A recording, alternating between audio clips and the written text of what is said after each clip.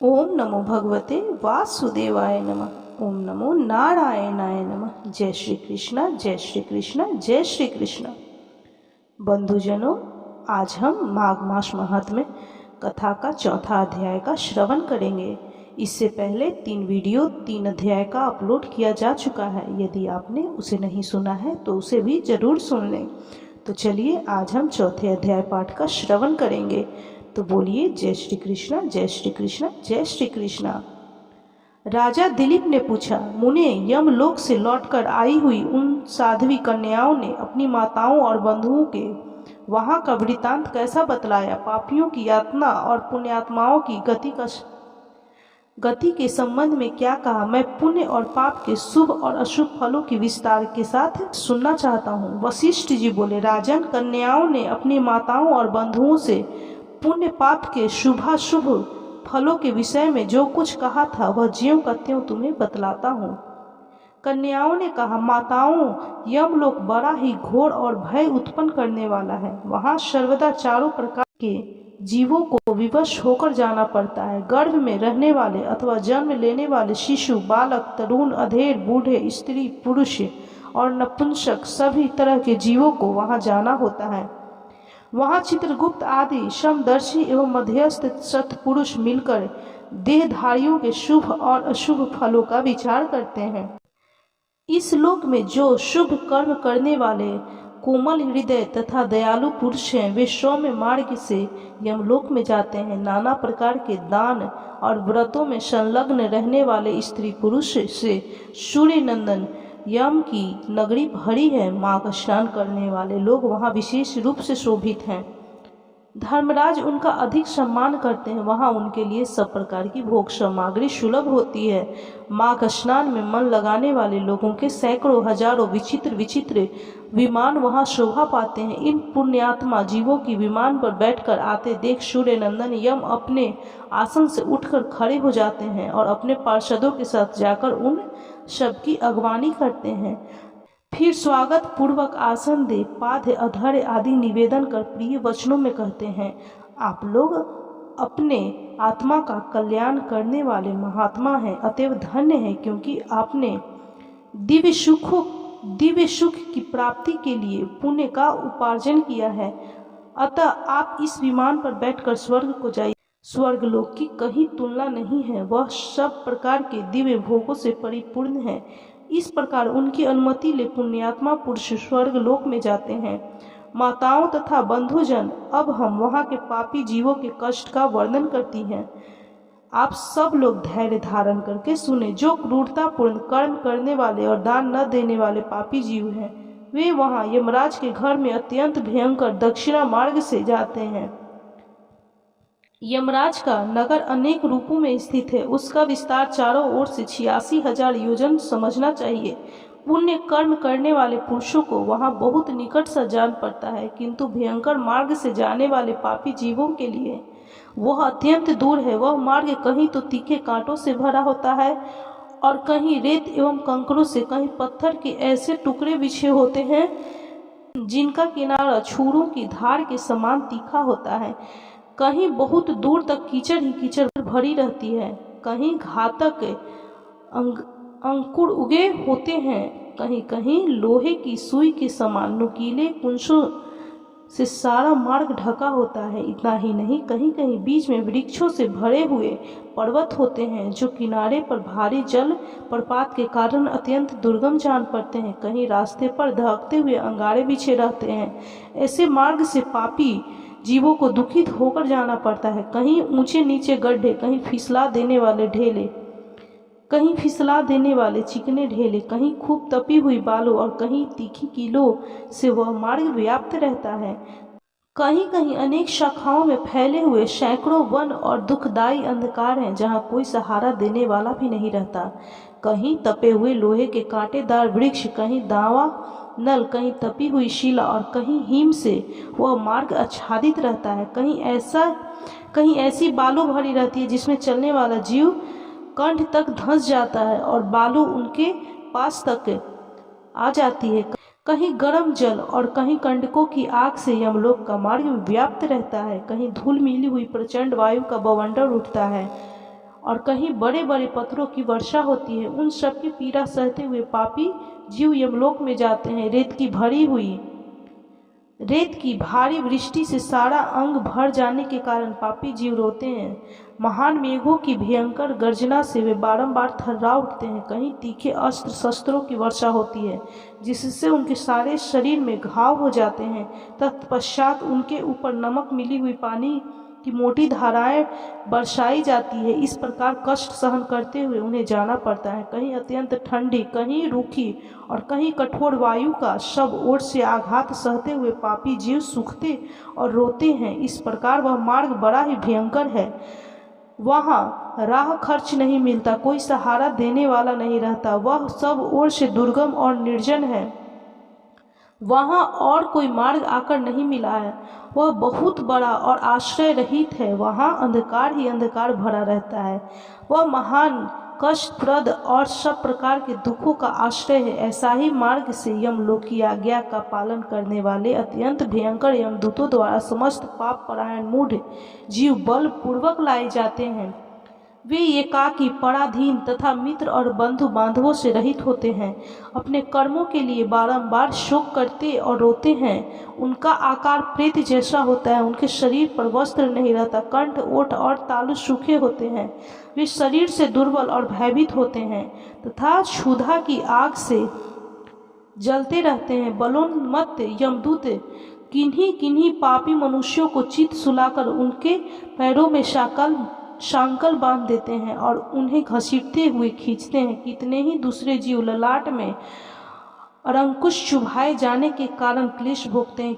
कितनों की बाहें पीठ की ओर घुमाकर बांध दी जाती और उनके हाथों में कील ठोक दी जाती है। साथ ही पैरों में बेड़ी भी पड़ी होती है। इस दशा में भूख का कष्ट सहन करते हुए उन्हें जाना पड़ता है। कुछ दूसरे जीवों के गले में रस्सी बांधकर उन्हें पशुओं की भांति घसीटा जाता है। वे अत्यंत दुख उठाते रहते हैं। कितने ही दुष्ट मनुष्यों की जिह्वा में रस्सी बांधकर उन्हें खींचा जाता है। किन्हीं की कमर में भी रस्सी बांधी जाती है और उन्हें गर्दनियां देकर इधर उधर ढकेला जाता है। यमदूत किन्हीं की नाक बांधकर खींचते हैं और किन्हीं के गाल तथा ओठ छेद कर उसमें रस्सी डाल देते हैं और उन्हें खींचकर ले जाते हैं। तपे हुए सिंकचों से कितने ही पापियों के पेट छीदे होते हैं। कुछ लोगों के कानों और ठोडियों में छेद करके उनसे रस्सी डालकर खींचा जाता है। किन्हीं के पैरों और हाथों के अग्रभाग काट लिए जाते हैं। किन्हीं के कंठ, ओठ और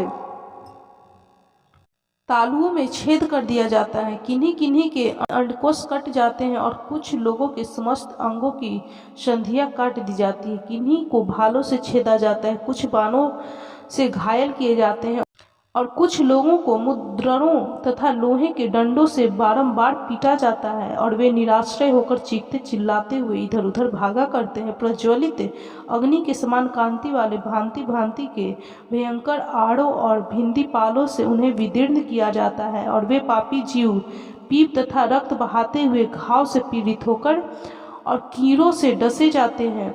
इस प्रकार उन्हें विवश करके यमलोक में ले जाया जाता है। वे भूख प्यास से पीड़ित होकर अन्न और जल मांगते हैं। धूप से बचने को छाया के लिए प्रार्थना करते हैं और शीत से व्यथित होकर तापने के लिए अग्नि मांगते हैं। जिन्होंने उक्त वस्तुओं का दान नहीं किया होता है वे उस पाथय रहित पथ पर इसी प्रकार कष्ट सहते हुए यात्रा करते हैं। इस प्रकार अत्यंत दुखमय मार्ग से चलकर जब वे प्रेत लोक में पहुंचते हैं तब दूत उन्हें यमराज के आगे उपस्थित करते हैं। उस समय वे पापी जीव यमराज को भयानक रूप में देखते हैं। वहां असंख्यों भयानक यमदूत जो काजल के समान काले, महान, वीर और अत्यंत क्रूर होते हैं, हाथों में सब प्रकार के अस्त्र शस्त्र लिए मौजूद रहते हैं। ऐसे ही परिवार के साथ बैठे हुए यमराज तथा चित्रगुप्त को पापी जीव अत्यंत भयंकर रूप में देखते हैं। उस समय भगवान यमराज और चित्रगुप्त उन पापियों को धर्मयुक्त वाक्यों से समझाते हुए बड़े जोर जोर से फटकारते हैं।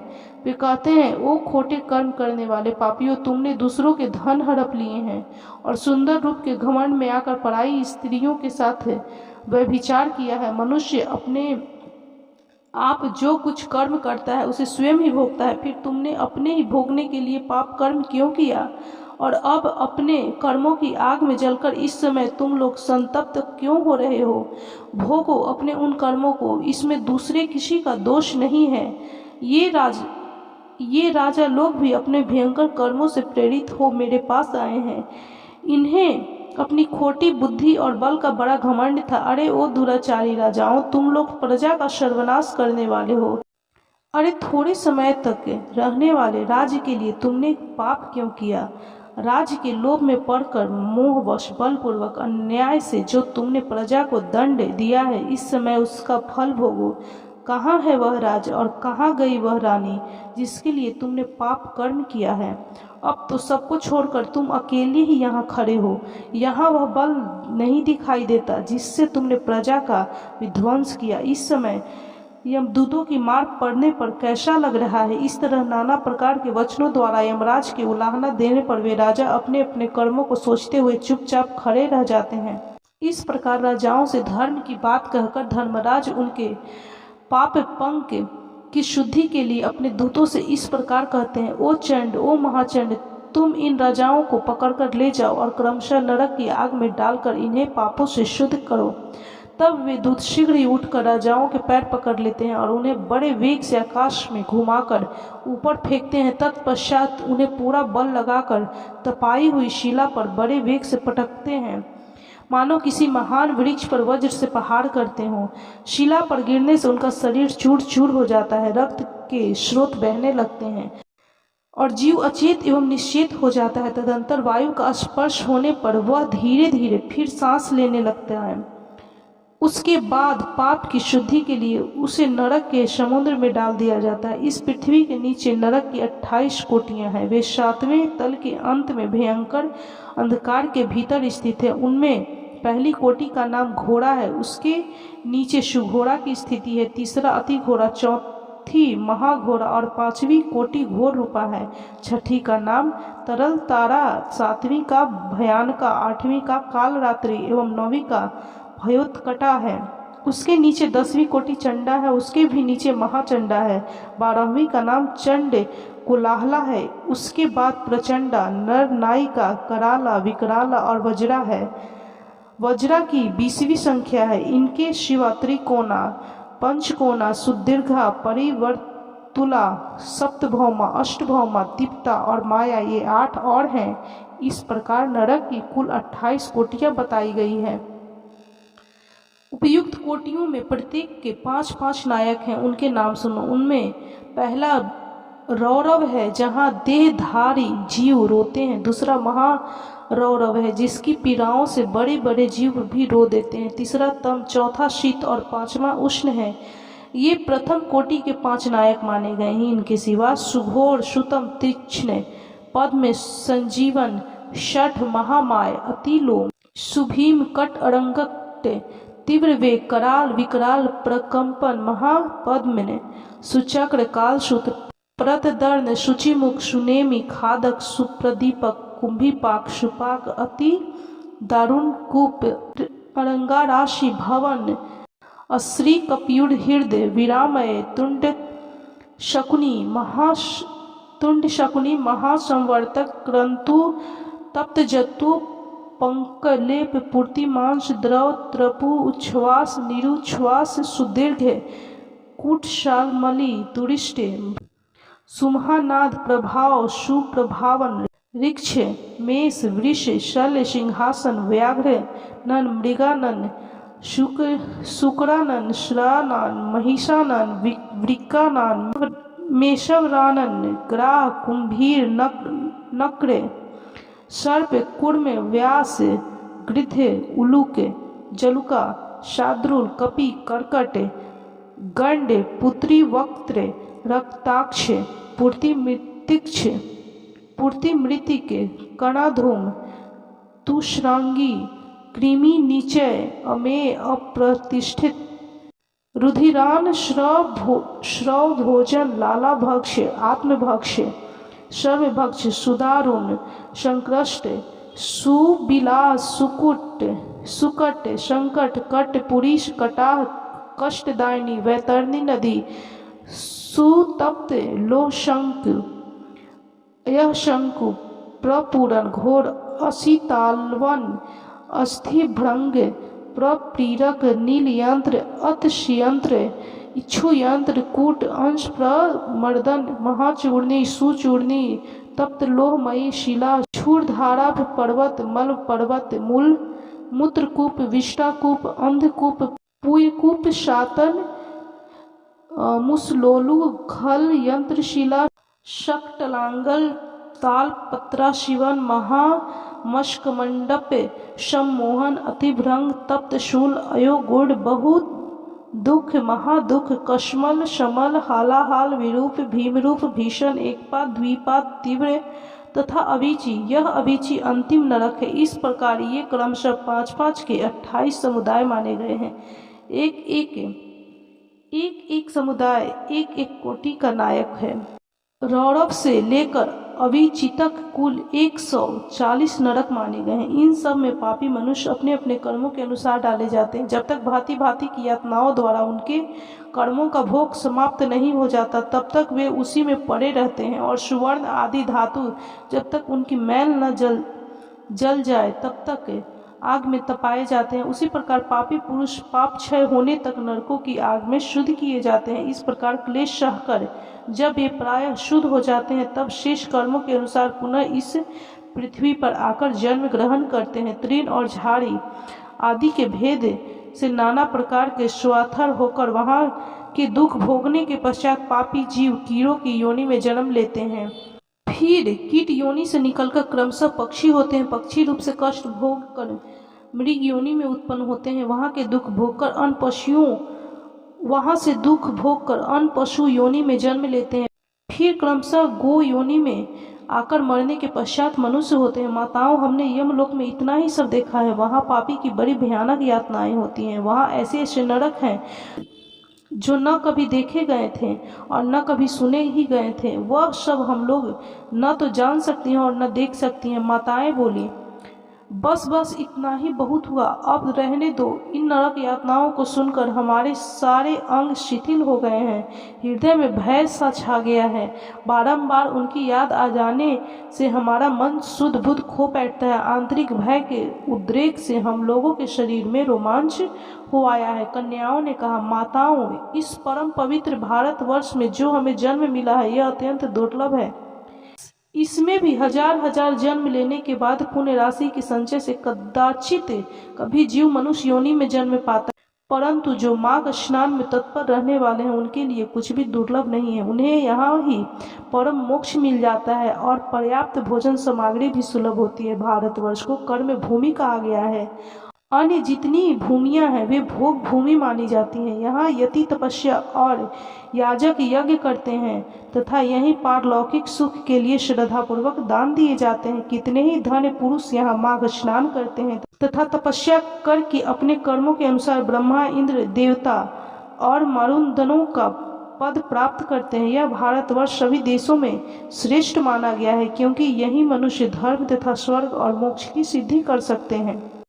इस पवित्र भारत देश में क्षण भर मानव जीवन को पाकर जो अपने आत्मा का कल्याण नहीं करता उसने अपने आप को ठग लिया। मनुष्यों में भी अत्यंत दुर्लभ ब्राह्मणत्व को पाकर जो अपना कल्याण नहीं करता उससे बढ़कर मूर्ख कौन होगा। कितने ही काल के बाद जीव अत्यंत दुर्लभ मानव जीवन प्राप्त करता है।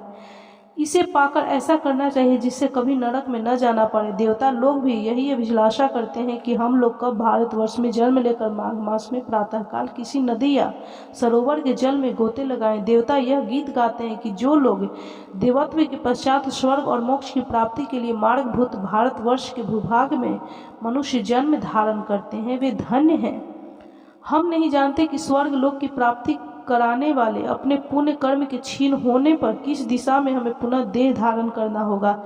जो भारतवर्ष में जन्म लेकर सब इंद्रियों से युक्त है, किसी भी इंद्रियां से हीन नहीं है, वही मनुष्य धन है। अतः माताओं, तुम भय मत करो, आदर पूर्वक धर्म का अनुष्ठान करो। जिनके पास दान रूपी राह खर्च होता है वे यमलोक के मार्ग पर सुख से जाते हैं, अन्यथा उस पाथ्य रहित पथ पर जीवों को क्लेश भोगना पड़ता है। ऐसा जानकर मनुष्य पुण्य करे और पाप छोड़ दे। पुण्य से देवत्व की प्राप्ति होती है और अधर्म से नरक में गिरना पड़ता है। जो कदाचित भी देवेश्वर भगवान श्री हरि विष्णु के शरण में गए हैं वे भयंकर यमलोक का दर्शन नहीं करते। बांधवों, यदि तुम लोग संसार बंधन से छुटकारा पाना चाहते हो तो सच्चिदानंद स्वरूप परम देव श्री हरि विष्णु नारायण की आराधना करो। यह चराचर जगत आप लोगों की भावना संकल्प से नहीं निर्मित है। इसे बिजली की तरह चंचल क्षण भंगुर समझकर श्री जनार्दन का पूजन करो। अहंकार विद्युत की रेखा के समान व्यर्थ है, इसे कभी पास न आने दो। शरीर मृत्यु से जुड़ा हुआ है, जीवन भी चंचल है।